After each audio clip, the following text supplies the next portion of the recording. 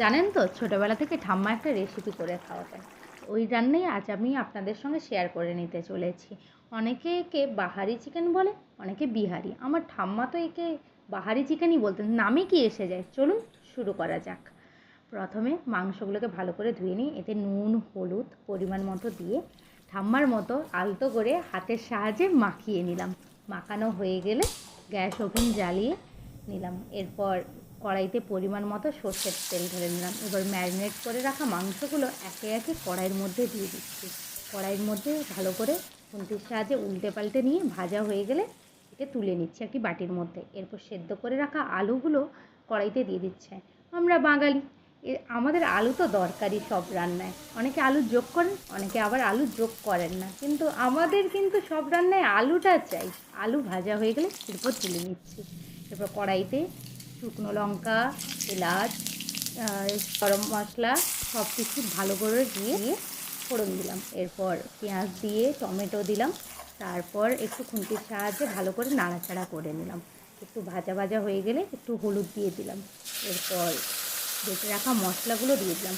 আমরা এখন ব্যস্ততার যুগে প্রত্যেকেই গ্রাইন্ডারে মশলা বাটি, কিন্তু ঠাম্মার সময় ওরা যে শিলনোড়ায় মশলাটা বাটতো না, ওটার স্বাদ একটা অন্যরকম ছিল। সত্যিই খেতে খুব সুন্দর লাগতো।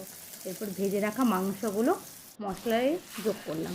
এরপর খুন্তির সাহায্যে অল্প করে নেড়ে নিলাম। বেশিক্ষণ নাড়ার দরকার নেই, কারণ এগুলো ভেজে রাখা ছিল। এরপর আলু দিয়ে দিচ্ছি।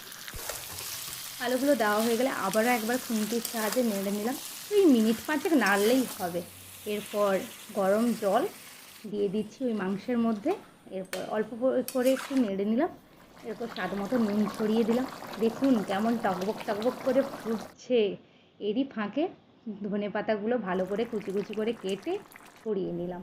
এরপর ওভেনে একটি প্যান বসিয়ে ঘি গরম করতে দিলাম। ঘি গরম হয়ে গেলে গোটা গরম মশলার ফোড়ন দিলাম। এরপর এতে অল্প পরিমাণ জিরে যোগ করলাম। জিরে যোগ করা হলে এতে পরিমাণ মতো রসুন যোগ করে হালকা ভেজে নিলাম। এরপর এই মশলাটা মাংসের উপর ছড়িয়ে ঢাকা বন্ধ করে দিলাম। ঢাকা বন্ধ করে দেওয়ার পর কিছুক্ষণ পরে যখন খুললাম, ঠিক ছোটোবেলার স্বাদ ফিরে এসছে। ছোটোবেলার স্মৃতিগুলো আজ চোখের সামনে ভেসে উঠেছে। কত সুন্দর গন্ধ বেরোচ্ছে। আপনারা প্রত্যেকেই বাড়িতে একবার এটি ট্রাই করে দেখতে পারেন। খেতে অসাধারণ হয়েছে। আর আমার রেসিপিটি ভালো লাগলে আমার চ্যানেলকে সাবস্ক্রাইব করে লাইক করুন।